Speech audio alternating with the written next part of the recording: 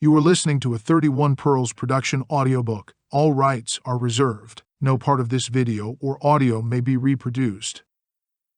Morals and Precepts, Chapter 2. The Nature of the True God. There is but one God, the High God, the Designer, the Creator and Ruler of the earth, and the Lord of the kingdoms of light and darkness.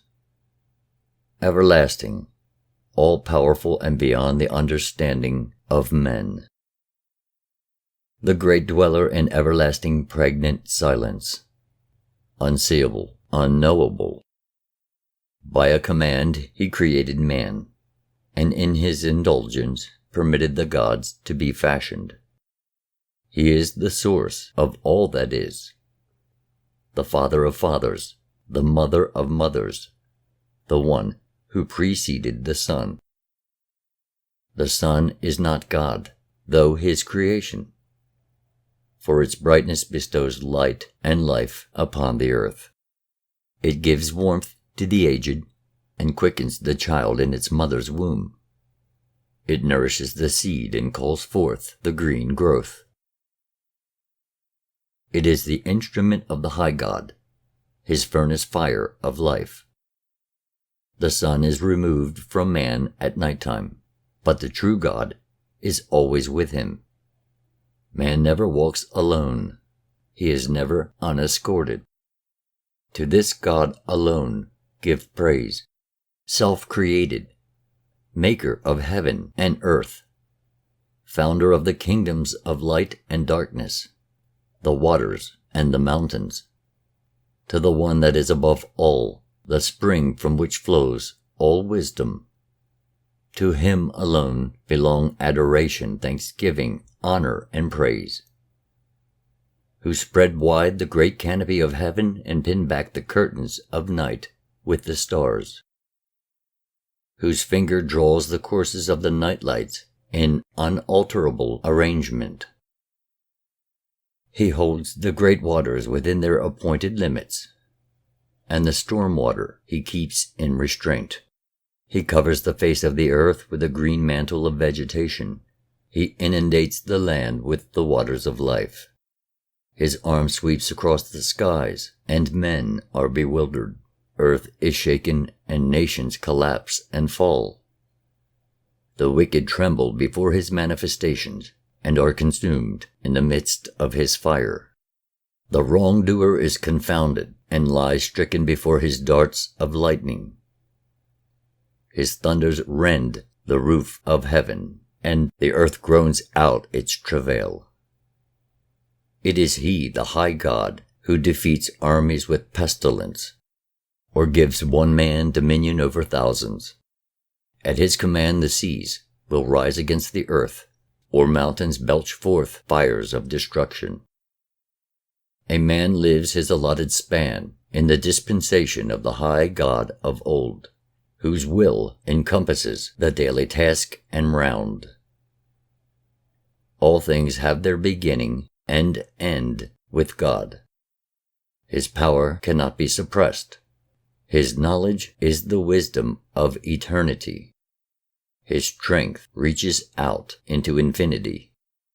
His dwelling place is set in the universal center, and he encompasses all the universes great and small. His breath sustains life in multitudinous forms, and his thought holds all things to their proper shape. He prescribes the courses of the stars. He issues his commands to the winds, and they sing their responses. The wide seas murmur his praise.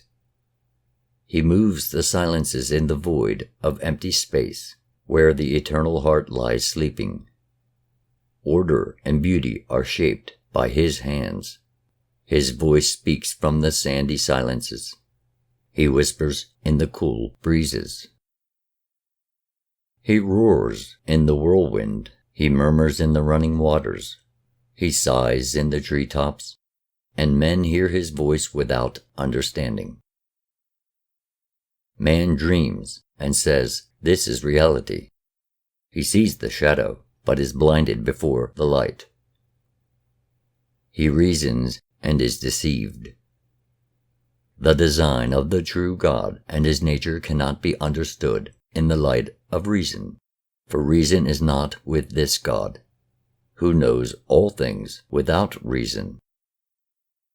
There is none other like unto the one God in all his glory, whose strength can challenge him, whose will can contend with his will, whose might can equal his. Where is another with his wisdom? Who in goodness can compare with him? By the power of his thoughts, many kingdoms are brought forth beyond earth. He speaks the unutterable word, and they are created. He rules his creatures with infinite wisdom, and directs their destinies with unchallengeable decrees. His will controls the forces within men, and the thing they seek unknowingly is him. As the body when hungry is filled with the urge to eat, and when thirsty with the urge to drink, so is the spirit in man filled with the urge to seek God. His ordinances govern earth and the heavens above. All things therein have their appointed place and purpose, and in their nature conform to his law. His ways are inscrutable, transcending the understanding of men. His thoughts are a mystery, which men may not fathom. They are veiled and withdrawn beyond the comprehension of mortals. His design is unrevealed to the multitude. Few are the men who can understand why he planted the road to the place of glory with the sharp stones of suffering and pain, or why life is a struggle through the thorny forest of adversity. But the ways of men are known to God, for the Creator ever knows the created, though it does not follow that the created know their Creator. Therefore, O man, remember that your heart lies naked before his gaze, and your innermost thoughts come under his scrutiny. No deed ever goes unrecorded. None can perceive his residence, for he dwells in the profound silence of the outer sphere. Look for him in the order of nature, and see his plans in its direction. Look for him amid the stars and their courses, and see the grandeur of his scheme. Look for the unmanifested spirit in the manifested object. His glory is proclaimed in the heavens, the sun reflects his splendor, the moon witnesses his peace.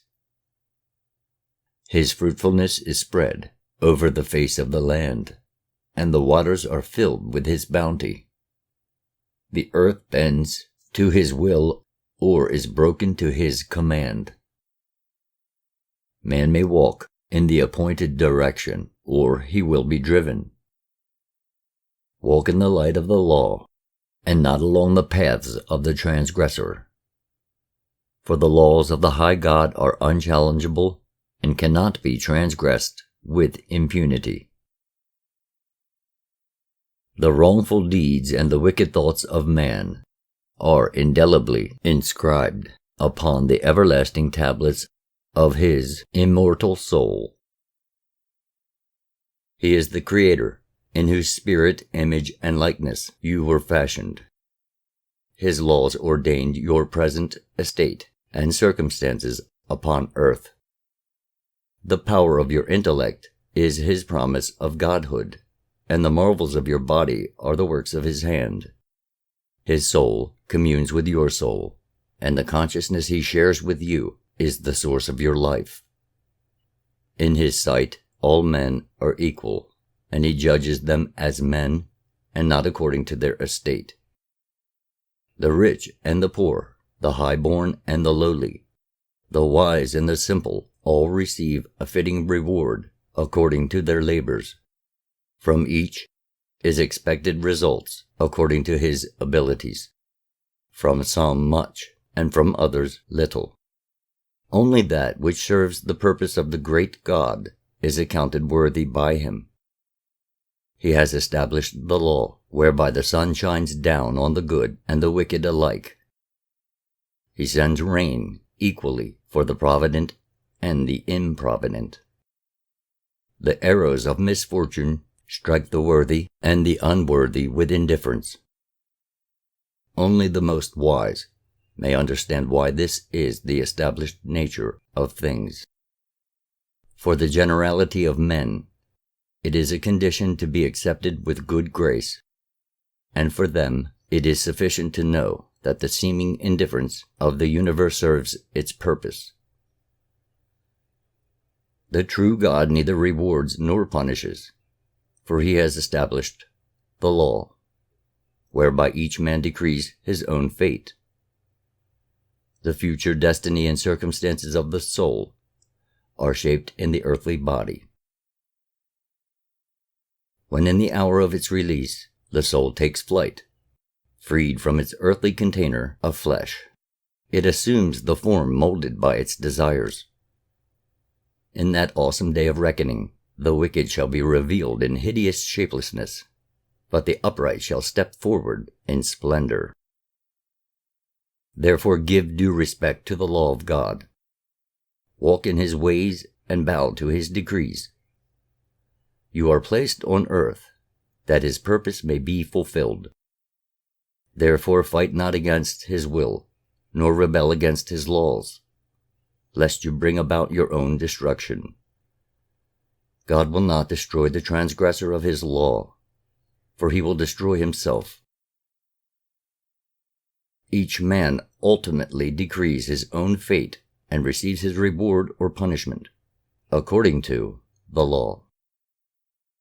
Hail to the Creator, giver of breath, God of destinies, great God of thunder and fire, he who roars over the earth, the silent one who walks by your side, unseen, unmanifested, Father God, Mother God, God of comfort and conflict, mighty fighter with stone, the glorious being, the Lord of life and light, God of the gods, Prince of everlastingness, ruler of the netherworld, King of the western kingdom, light of eternity, light of life. These are his names according to his nature, but this also you may know about the true God. He is the fountainhead of all things. His power is unbounded, and his mind knows no limitations. He has the wisdom of eternity, and the mantle of his greatness envelops all mankind. He sits enthroned in the universal center, and the divine rays which flow from his presence hold all forms in stability. He moves his fingers in the night skies, and the stars dance along their pathways. He walks upon the wings of the wind, and encompasses all the kingdoms of heaven and earth. Order and beauty follow in his train, and all things obey the directions of his hand. The face of beauty looks out from his works, and the voice of wisdom speaks from the midst of his creation, though it is scarcely heard through the barriers of mortal limitations. Glory and grandeur form his mantle, justice and mercy drape his body, love and benevolence cover his head, and the virtues are his footstool. Discuss not his form, for it is beyond your understanding. Push not among the crowd of his worshippers. Mouth not the words of his writings unthinkingly. Mumble not his praises. Stand not before his shrine in hypocritical humility. Carefully supervise his ministrations, and maintain due decorum in his place. Remember him always. He is with you always, in the midst of the concourse, and in the silence of your bedchamber. His breath gives life to countless forms, and his will holds all things to their appointed shape. Obey his commands. Take heed to the ordinances he has made, for they conform to your needs.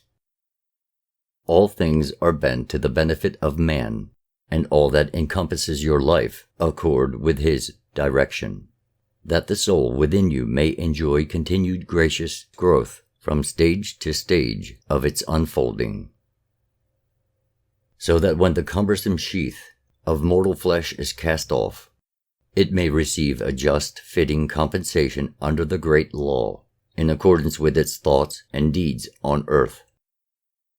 Where is this strange God of ours? And it is well you ask. For if you would be happy on earth, you must know his ways. He is not a revealed God. He has hidden himself, for he knows well the dispositions of men. Were he here now, among the people and revealed to their gaze, the weakling would fall upon him, the hypocrite would join his following, and the wrongdoer would walk in his train, proclaiming his innocence with a loud voice. How then, if he were here, could the weakling be tested, the hypocrite discovered, and the wrongdoer unveiled? Our God is hidden, that men may be tested and established for what they really are. Were he revealed to the eyes and understanding of men, earth and life would have no purpose. He hides to discover the hearts of men. Is it not declared in the plans of God that uncertainty is an essential earthly condition? Yet this you may know, that if you be worthy, and very few are, there is a method whereby you may look behind the veil, and then no longer will you walk in uncertainty. However, for men in general, the undiscovered God is not apparent. He has no man-made image in his likeness, and he stands in obscurity behind the great alcove, beyond the temple, within the place of flame. Yet he makes himself known in subtle ways, for he cannot remain unmanifested to the truly spiritual, any more than a river can remain hidden, for it dissolves away the ground in which it is concealed. So will the great God spring forth in the midst of material things, and dissolving away their solidity, shine forth to the sincere seeker. He is not a new God, but the oldest God of all, the Father of all ages, the Ancient One of yore. He requires no temple to establish his glory, or sacrifice to give him strength. A cheerful nature is more acceptable to this God than offerings of gold and silver by the bad-tempered man, or the sacrificial ox of the churlish man. He prefers the man who gives a willing hand to his neighbor, to one who brings him treasure. A word of encouragement to a man in distress is of more value to our God than loud praises in his temple. He does not take all and remain mute. He seeks not gifts with no purpose, or wasteful sacrifices. What can man give that will add to his glory? What thing, fashioned by man, could benefit the one God, who by taking thought could create a universe? Work for our God, and he will work for you. He remembers well the man who labors on his behalf. He who labors to the benefit of others works for the great God. He who improves earth works for him. The purpose of man's sojourn on earth is the glorification of man, not the glorification of God, who is the all-glorious One. Thus it is written in the plans of God. The true temples of the great God are not structures of stone and brick. They are places of quietude in your heart and home, where you listen to the awakening of your soul as it responds to the conscious contact with Him. His worship is your labor among the people. His praise is the song in your heart. His adoration is your joy of living. Keep the peace of the mysterious God, and maintain the order of his law among men and women, for they are his flocks and herds, and he calls forth shepherds from among them. He made earth a workplace for man, and not a pleasure garden. Therefore be you a song leader at the task. He is the mighty God, the nameless one, whom your fathers held in awe. He it was who dissipated the darkness over the waters, who separated the chaos, who lifted the cloud, who made the breezes of life to fill the nostrils of men. Men came forth from his members, and they appeared in his likeness. For their sustenance he provided fruits and vegetables, animals, fowls, and fish. He has brought low his enemies. Yes, he has even destroyed his own children. He rolled the grain, and lo, it became food of men. He dismembered the destroyer in olden times. He made daylight for the joy of man, and darkness for his tranquility. Men cry to him in their distress, and he suffers with them. He sends a captain to strengthen the resistance of the feeble, and a champion for the weak. He has endowed men with the power of speech, and bedecked their language with fine words, that greatness may sound around the earth. He has enlightened the mind of man with great thoughts to repulse the might of untoward happenings. He has given him the courage to overcome terrors that lurk by night, and to dispel those that strike by day. He is a God of justice as well as benevolence, for he metes out chastisement, not always obviously as among men, but sometimes as a man chastises a son for his brother. There can be none greater than the true God, for though himself nameless, he knows every name. Be not reticent to worship, for this is the prerogative of the high-born and wise. The king and nobles attend the temples diligently, but the stupid man and grave robber have no God. Worship bestows no benefit on God, for he is all self-sufficient. Its purpose is the service of man, not the service of God. It fulfills a need of man, not a need of God. Nothing that man can do will add to God's glory. Nothing that man can give will add to that which he already has. These are the teachings of the wise ones, to whom be all due honor and respect. Give ear and listen with a receptive mind. Record them unto your generations, that they pass not away into dust with your habitations. Therefore let it now be written, and, as written, let it be made known,